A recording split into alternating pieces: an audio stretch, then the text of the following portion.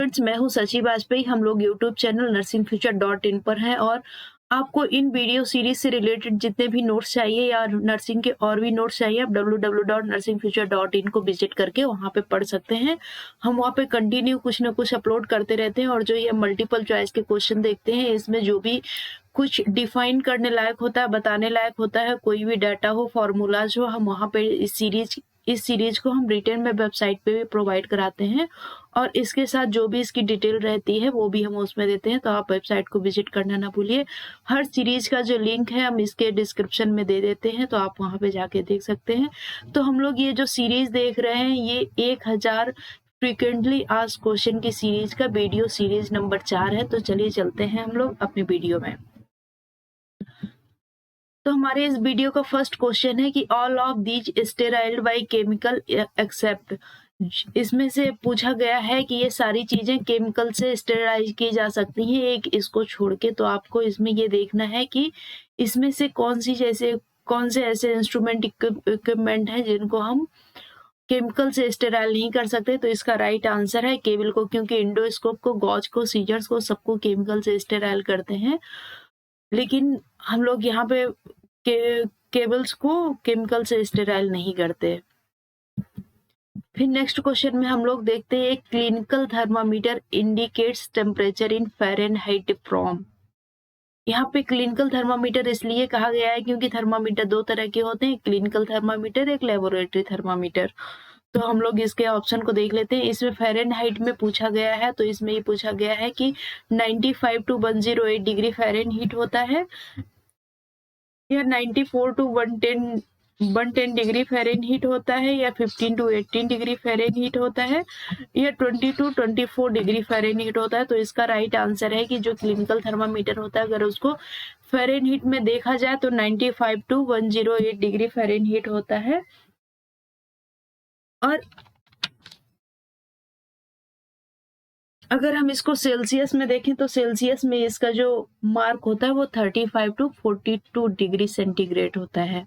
हम लोग चलते हैं नेक्स्ट क्वेश्चन में। नेक्स्ट क्वेश्चन में पूछा गया है which position is given to patient for vaginal examination.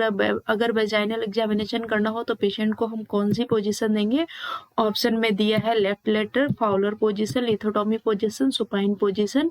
तो यहाँ पे जो राइट आंसर है वो आप सबको पता है कि लिथोटॉमी पोजीशन होगा। जो भी वेजाइनल के एग्जामिनेशन करते हैं, एनल के एग्जामिनेशन करते हैं, वो लिथोटॉमी पोजीशन में करते हैं।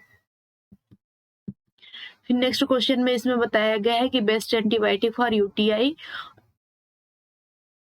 यूरिनरी ट्रैक्ट इन्फेक्शन के लिए कौन सा एंटीबायोटिक सबसे अच्छा है? इसमें ऑप्शन में दिया गया है पेनिसिलिन है या टोब्रामाइसिन है या ट्राइमेथोप्रिन सल्फामेथोक्साजोल है, जिसको बैक्टीरियल नाम से जानते हैं, या इरिथ्रोमाइसिन इथाइल सक्सिनेट है। तो इसका राइट आंसर है कि ट्राइमेथोप्रिन सल्फामेथोक्साजोल जो है वो सबसे अच्छा एंटीबायोटिक है यूटीआई के लिए। तो यहाँ पे ऑप्शन आंसर भी दिया गया है और ये सारी सीरीज हमने वेबसाइट में इंक्लूड की है, आप वहाँ पे जाके पढ़ सकते हैं। और ये जो भी मेडिसिन ट्राइमेथाप्रिन है, इसका भी इंडिकेशन क्या है, यूजेज क्या है, ये सब थोड़ी थोड़ी डिटेल वहाँ पे मिलती है। फिर नेक्स्ट क्वेश्चन में चलते हैं। Pallor and coldness in skin and oedema at the site of administration are manifestation of an IV complication.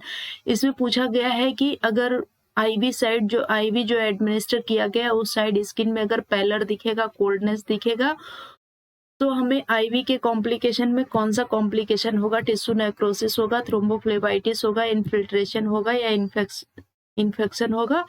तो वहाँ पे अगर हमें स्किन में जहाँ पे कैन्युला लगा है वहाँ पे आईवी कॉम्प्लिकेशन में इस तरह की चीजें दिखती हैं, parallel, coldness in skin, oedema, ये सब दिखता है, तो वहाँ पे थ्रोम्बोफ्लेबाइटिस होगा। तो आईवी कॉम्प्लिकेशन में हम वहाँ पे थ्रोम्बोफ्लेबाइटिस मेंशन करेंगे। फिर नेक्स्ट क्वेश्चन में देखेंगे what should be done in order to prevent contaminating of environment in bed making. जब बेड मेकिंग हम करते हैं तो क्या करना चाहिए जिससे हम कंटामिनेशन को प्रिवेंट कर सकें? तो इसके ऑप्शन में दिया गया है कि avoid fanning soiled linen, strip at linen at the same time, finish both side at the same time, embrace soil linen. के इसमें से क्या करना है? इसमें से जब हमें जब बेड मेकिंग हो रही हो तो उस टाइम पे फैन को बंद कर देना चाहिए, जिससे आसपास की जो डस्टिंग है वो लिनन में और ना लगे। फिर नेक्स्ट क्वेश्चन में देखते हैं, which of the following is best action in order to prevent leaking of the medication, कि कौन सा तरीका सबसे अच्छा रहेगा कि जो IM इंजेक्शन लगाते हैं उसको लीकिंग को प्रिवेंट करने के लिए। तो इसमें लिखा है एडमिनिस्ट्रेट 45 डिग्री एंगल पे, use small gauge needle, apply ice on injection site, use jet technique.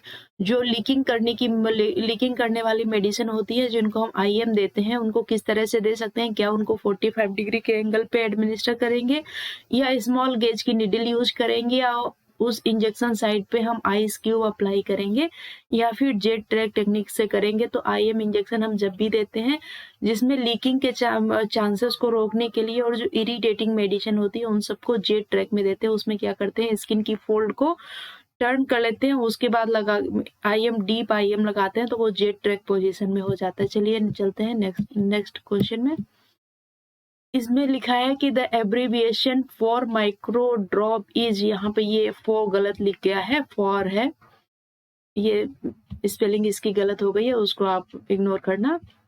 The abbreviation for micro drop is micro GTT, MDR या MGTT। तो माइक्रो ड्रॉप के लिए हम जो एब्रीविएशन यूज करते हैं वो माइक्रो GTT है। नेक्स्ट क्वेश्चन में चलते हैं, you are ready to take client oral temperature, you ask this client how long it has been drinking hot tea, coffee और cold or smoking. The client admit having just drunk a cup of hot coffee. You will bet how long before taking the temperature. इसमें पूछा ये गया है कि अगर आप किसी पेशेंट का टेम्परेचर लेने जाते हैं तो आप उस पेशेंट से पूछेंगे कि आपने कितनी देर पहले गर्म चाय, गर्म कॉफी या ठंडा या फिर स्मोकिंग कुछ भी ऐसे किया है। तो क्लाइंट बोलता है कि हमने अभी अभी एक कप गर्म कॉफी पी है, तो आपको कितनी देर तक टेम्परेचर लेने के लिए रुकना है। तो ऑप्शन में बताया गया है 5 मिनट, 10 मिनट, 20 मिनट, 30 मिनट। तो यहाँ पे जो राइट आंसर है वो 10 मिनट है। 10 मिनट में जो माउथ का टेम्परेचर है वो बॉडी के साथ मेंटेन हो जाता है। फिर नेक्स्ट क्वेश्चन में पूछा गया है कि in daily practice of nursing, nurse use critical thinking in setting priority for the day, every decision that made, call the pharmacy to obtain medication, checking supply in client room. इसमें पूछा गया है कि जो हम डेली प्रैक्टिस अपनी शुरू करते हैं उसमें एक नर्स है, उसको अपनी क्रिटिकल थिंकिंग से, अपनी सोच से उसको इनमें से कौन सा काम पहले करना है। क्या हम पूरे दिन की प्रायोरिटी सेट करेंगे या हम पूरे दिन के लिए डिसीजन बनाएंगे या हम फार्मेसी में फोन करके मेडिसिन का ऑर्डर करेंगे या checking supply in client room क्या करेंगे। तो ध्यान देने वाली बात यह है कि कभी कभी क्या होता है ना, कुछ कुछ चीजें हमारी थ्योरी में नहीं लिखी होती है, सिचुएशन के हिसाब से हमें डिसीजन लेना पड़ता है। तो उसी तरह से कुछ कुछ क्वेश्चन ऐसे होते हैं जिनको जो हमें थ्योरी में नहीं हमने पढ़े होते हैं, जो हमें थ्योरी में कहीं लिखे हुए नहीं मिलते हैं, लेकिन उस समय ऐसे क्वेश्चन आ जाते हैं जिनको हम सिर्फ अपनी क्रिटिकल थिंकिंग को यूज करके हम उसको कर सकते हैं। तो यहाँ पे अगर हम इन चारों को पढ़ेंगे तो हमें अपनी क्रिटिकल थिंकिंग लगाए देखनी पड़ेगी। सबसे पहले हम देखेंगे पेशेंट के रूम में जाके कि सारी सप्लाईज हो रही हैं, पेशेंट के लिए मेडिसिन प्रॉपर हुई है, पेशेंट को जो भी पेशेंट की डाइट है वो आ रही है, पेशेंट को जो भी पेशेंट से रिलेटेड प्रॉब्लम है उनकी नीड्स है, हम उसको पहले असेस करेंगे, बाद में ये सारे काम करेंगे कि हमें क्या करना है, कौन सा डिसीजन लेना है, फार्मेसी में मेडिसिन के लिए ऑर्डर देना है। ये सारे काम हमारे लिए सेकेंडरी हो जाते हैं। इसलिए हमें कभी भी पूरी थ्योरी के ऊपर नहीं रहना चाहिए कि अरे ये क्वेश्चन तो हमने कहीं पढ़ा नहीं तो इसका आंसर क्या है। जब भी आपको ऐसा लगे कि ये क्वेश्चन हमारी थ्योरी में कहीं भी नहीं है तो उस टाइम पे हमें अपनी क्रिटिकल थिंकिंग को यूज करना चाहिए। तो चलिए चलते हैं हम अपने नेक्स्ट क्वेश्चन में, checking supply in client room. इसमें ये प्रायोरिटी आपको सेट करनी चाहिए। हो सकता है इनमें से कोई भी आंसर हो जिसके साथ आप एग्री ना हो, तो आप गूगल पे जाके सर्च कर सकते हैं, अपने नोट्स भी पढ़ सकते हैं, अपनी टेक्स्ट बुक पढ़ सकते हैं, आप उनमें भी जाके कर सकते हैं। कुछ भी ऐसा यूनिवर्सल नहीं होता है कि आपको अगर किसी ट्यूटर ने बताया है कि इसका कौन सा आंसर है हमेशा वो सही हो। आप अगर आपको सही नहीं लगता है तो आप उसके लिए सर्च भी कर सकते हैं। फिर नेक्स्ट क्वेश्चन में पूछा गया है, a patient is on fluid replacement therapy, which of the following assessment finding by the nurse indicate adequate tissue perfusion to vital sign. अगर कोई पेशेंट फ्लूइड रिप्लेसमेंट थेरेपी में है तो हमें ऐसा कौन सा असेसमेंट करना चाहिए जिससे हम ये समझ सके कि पेशेंट के जो वाइटल ऑर्गन्स हैं उनमें एडिक्वेट टिश्यू परफ्यूजन हो रहा है, कि उनकी कंडीशन इम्प्रूव हो रही है। तो यहाँ पे दिया गया है कि अगर बीपी रीडिंग 50/30 टू 80/50 हो जाए, सीबीपी रीडिंग 2 सेंटीमीटर S2O हो जाए, pulse rate 110 to 120 beat per minute हो, urinary output is 30 ml per hour हो। तो अगर पेशेंट फ्लूइड रिप्लेसमेंट थेरेपी पे है तो इन सबको असेस करने के लिए जो इंडिकेशन है वाइटल ऑर्गन में एडिक्वेट टिश्यू परफ्यूजन देखने के लिए, वो सीबीपी चेक करने को। अगर सीबीपी 2 सेंटीमीटर पर S2O है तो हम समझेंगे कि इसका फ्लूइड रिप्लेसमेंट थेरेपी है वो काफी हद तक हम अपने टारगेट को अचीव कर पा रहे हैं। फिर नेक्स्ट क्वेश्चन में पूछा गया है कि administration of 3 litre of 5% dextrose solution will provide, कि अगर हम 3 लीटर 5% डेक्सट्रोजन सॉल्यूशन पेशेंट को प्रोवाइड कराएं, अगर हम 3 लीटर 5% डेक्सट्रोज सॉल्यूशन पेशेंट को दें तो उससे कितनी कैलोरी पेशेंट को मिलेगी। तो यहाँ पे ऑप्शन दिए गए हैं, 400 kilo calorie, 600 kilo calorie, 900 kilo calorie, 1200 kilo calorie. क्या आप इसका आंसर बता सकते हैं? अगर आप इसका आंसर बता सकते हैं तो हमें कमेंट बॉक्स में जरूर कीजिए। लेकिन हम यहाँ पे कहेंगे कि एक एग्जाम में ये क्वेश्चन पूछा गया है जिसमें ये 4 ऑप्शन दिए गए हैं, लेकिन अगर हम अपनी थिंकिंग के हिसाब से देखें तो इन चारों में से कोई भी आंसर सही नहीं है। फिर भी अगर एग्जाम में हमें ये 4 आंसर दिए गए हैं तो हमें किसी न एक आंसर को सही मानना ही पड़ेगा। तो हम किसको सही मानेंगे, तो हम इसका कुछ फॉर्मूला देख लेते हैं जिसको हम डिटेल में अपनी इस वेबसाइट में, जो इस डिस्क्रिप्शन पे लिंक दिया जाएगा, उसमें हम डिटेल में इस क्वेश्चन के अंदर में बताएंगे। लेकिन हम अभी आपको बता दे रहे हैं कि जो 1 ग्राम डेक्सट्रोज होता है उससे 3.4% किलो कैलोरी हमें मिलती है, और जो 1 लीटर फ्लूइड होता है उसमें 50 ग्राम डेक्सट्रोज होता है। तो 50 को अगर हम 3.4 से मल्टीप्लाई करेंगे तो यहाँ पे जो आंसर आएगा वो 170 आएगा।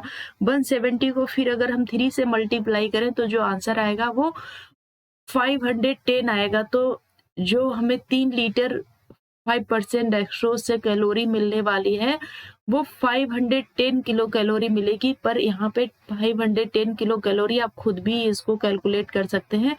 510 किलो कैलोरी कहीं भी नहीं एग्जाम में दिया गया था। तो उस टाइम पे हमें क्या करना रहता है कि जो भी रीडिंग एक्चुअल रीडिंग रहती है उसको हम क्या करते हैं, उसके आसपास जो सराउंडिंग में होता है उसको हम सही मानते हैं। तो यहाँ पे अगर 510 है तो हम 400 देखेंगे, वो बहुत ज्यादा हो जाएगा।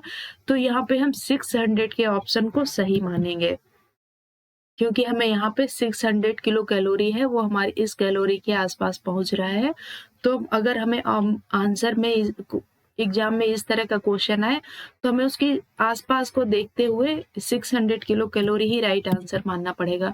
फिर क्वेश्चन नंबर 13 में है, fat present in stool in term as, कि अगर स्टूल में फैट प्रेजेंट हो तो हम उसको क्या कहते हैं। कभी कभी देखा गया है कि पेशेंट जो होते हैं एक कंडीशन में अगर स्टूल पास करने के लिए जाते हैं कमोड में या फ्लश में, देखा जाता है कि उनके स्टूल में ऑयल सा स्प्रेड रहता है, ऐसे लगता है कि इसी ने इसमें ऑयल डाला है। तो उस कंडीशन को, उस टर्म में हम कौन सा टर्म यूज करेंगे, उसको हम डायरिया कहेंगे या पैरिया कहेंगे या स्टीटोरिया कहेंगे या मेलिना कहेंगे। तो आपको पता है कि डायरिया किसे कहते हैं, आपको ये भी पता है पैरिया किसे कहते हैं, आपको ये भी पता है मेलिना किसे कहते हैं। तो अगर स्टूल में फैट प्रेजेंट है, वो पैनक्रियाटाइटिस की कंडीशन में होता है, तो उसको स्टीटोरिया कहेंगे।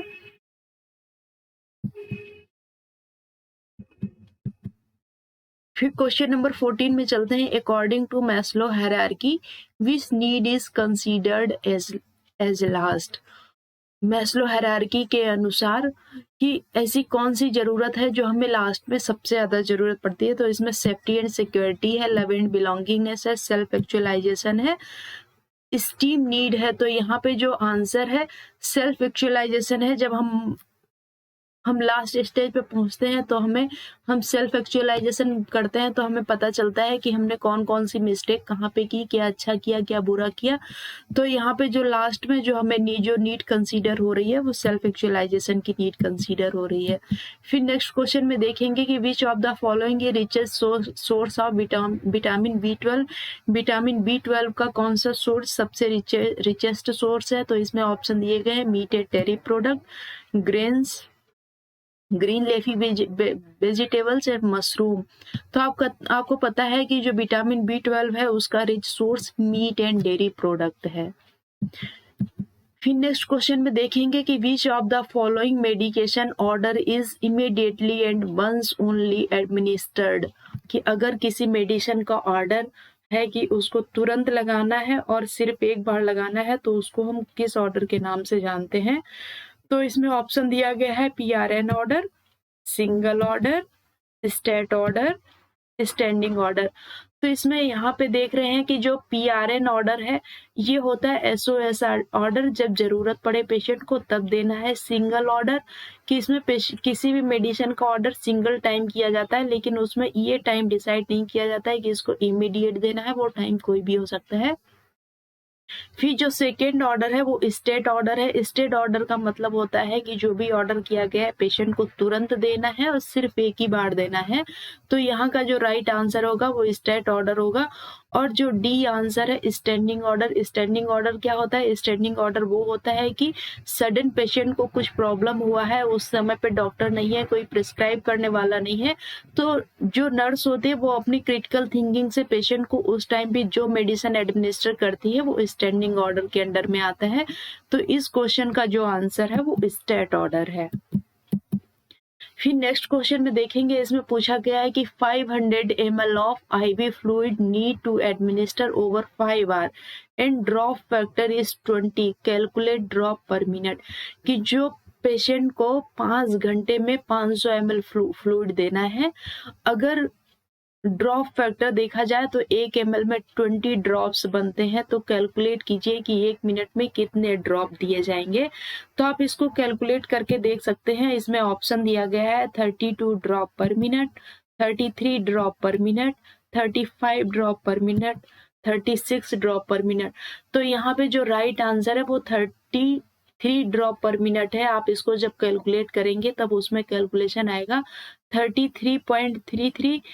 तो जब भी कैलकुलेशन ऐसे आता है तो हमें नियर बाई जो नियर बाई वैल्यू होती है उसको ही मानना पड़ता है। तो यहाँ पे जो ड्रॉप फैक्टर होगा वो 33 ड्रॉप पर मिनट होगा। इसका फॉर्मूला क्या रहता है? अगर आप लोगों को पता हो तो आप कमेंट करके जरूर बताइए।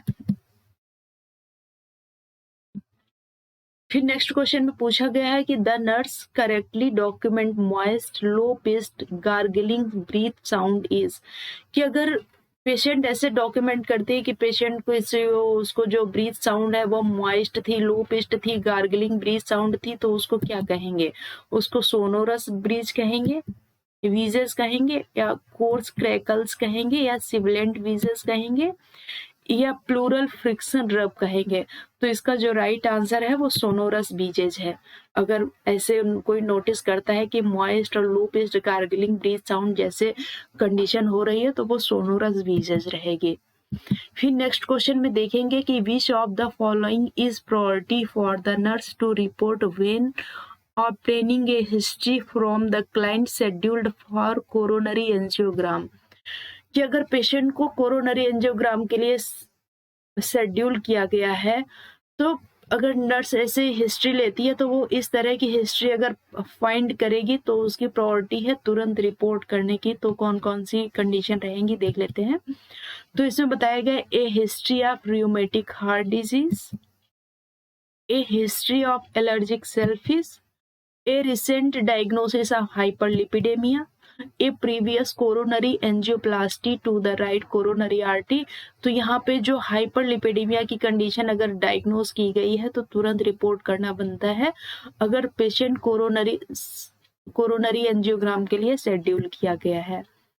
फिर नेक्स्ट क्वेश्चन में देखेंगे, नेक्स्ट क्वेश्चन है normal pH of human blood is between. कि ह्यूमन ब्लड जो है उसका पीएच, उसका नॉर्मल पीएच कितना होता है?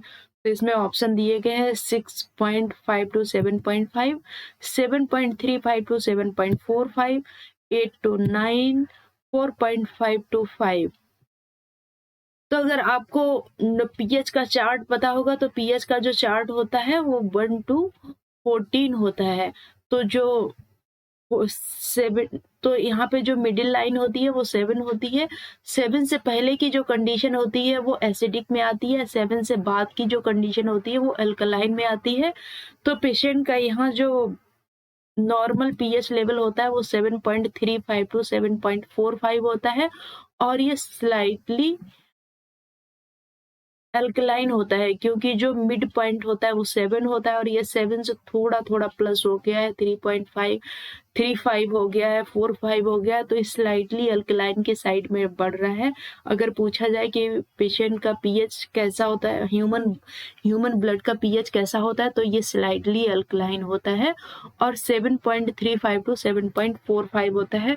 तो हमारी इस सीरीज के 20 क्वेश्चन कंप्लीट हुए हैं। अगर आपको वीडियो पसंद आई हो तो वीडियो को लाइक करके बेल आइकॉन को जरूर प्रेस करना और चैनल को सब्सक्राइब करना।